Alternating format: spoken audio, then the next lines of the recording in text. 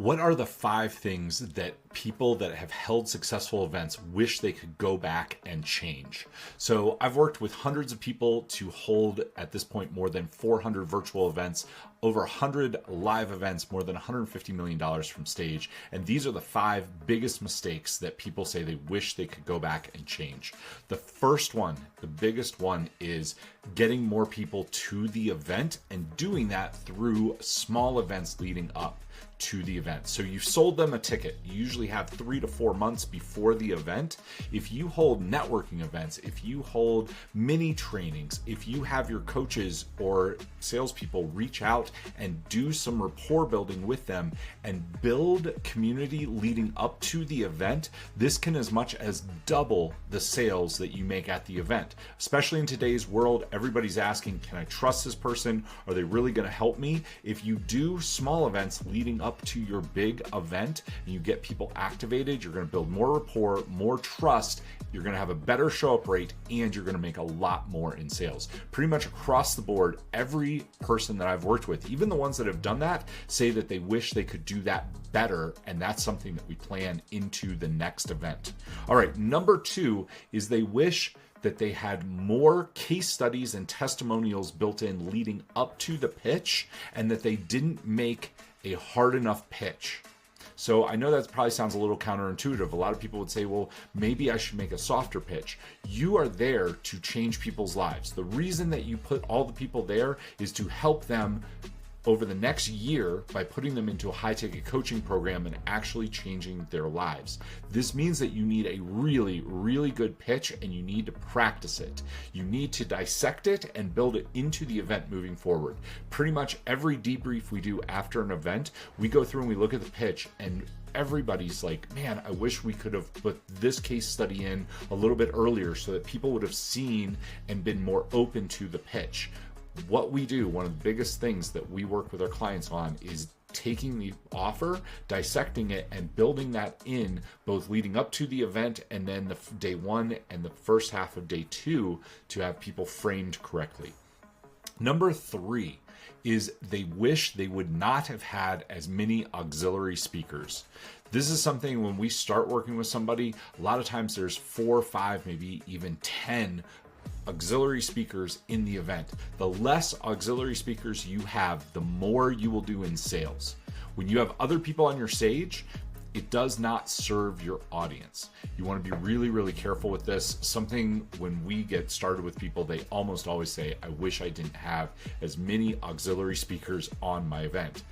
So don't make that mistake up front. If you're like, well, how do I use JVs? They say they're going to mail for me. I have a separate video on that. The caveat is, the big asterisk here is, don't have them mail directly to your event. Do something else with them to help build your list and pull the right people into your event.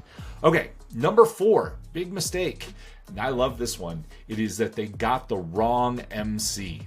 So I MC events after we have built everything, and the reason that people wish that they had a different MC is a lot of MCs read off of note cards. They don't really understand the language of the event or of the person that's holding the event, so they don't understand the community very well, and it creates a disconnect. And if you have that disconnect, it breaks trust. A great MC should raise the energy in the room, and they should naturally break beliefs that the people have around buying through small stories. They should also help tie the entire event together into a smooth story arc.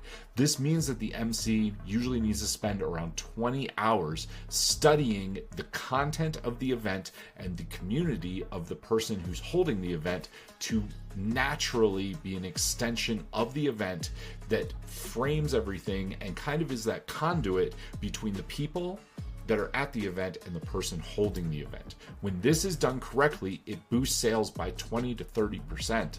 But a lot of MCs, they get one of their friends, they get a coach that has been in their program, maybe they get a student, or they go hire somebody off of LinkedIn that says they're an MC. And they might dance around on stage, they might try to get people excited, but if they don't understand the language and the goal of the event, and if they don't know the content, they're not actually going to frame the sale. They're not going to break the false beliefs, and they're not going to overcome the objections naturally, building that clean story arc. And to a person that I have worked with, once I come in and MC the event, they all say, man, I wish you would have been here for the last 2 or 3 events that we held. We definitely lost sales. Our last MC did not do the magic that you do. They almost always say they wish they had a different MC. Now you know it up front. All right, number 5, the big mistake that a lot of people make that they wish they could go back and fix is having a downsell following the event. Now, this takes a lot of planning. A lot of people are putting all their effort into holding the event up front, getting the people in the room, filling it the 3 to 6 months in front of the event. And then they hit the event, and right afterwards, they're like, we're taking a break. We're going to take a week off. One of my friends calls it monk mode. She goes into monk mode for 2 weeks following the event. If you can plan a great downsell, let's say you're selling a $25,000 coaching package. That's pretty normal nowadays.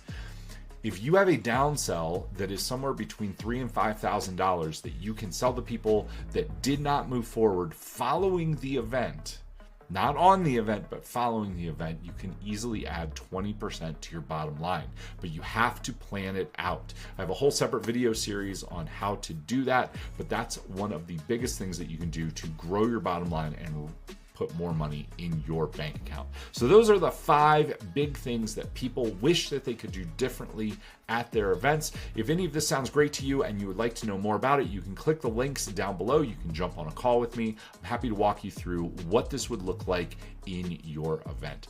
We'll see you in the next video.